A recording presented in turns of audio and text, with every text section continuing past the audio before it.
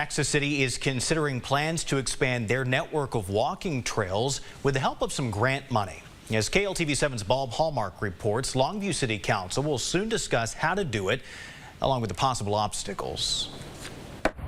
With its beginnings in the early 1980s, the Longview Trail system has become popular with runners, cyclists, and walkers. I haven't heard from so many people that the trail system is one of those things that draws people in from everywhere. And now a plan to expand on it.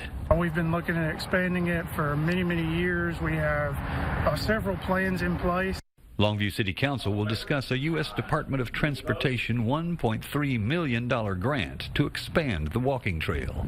This grant would go towards all of our planning to try and extend that down the Grace Creek area in order to try and get to 281 eventually.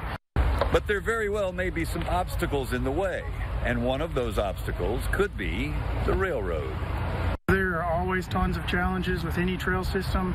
There will be challenges with this one as well, but that's what this grant's going to help us try and accomplish. Getting the grant secured is the first objective. On September 21st, one of the items the council is considering is allowing us to pursue this grant opportunity. So once we get their blessing, we can actually submit our proposal for the grant.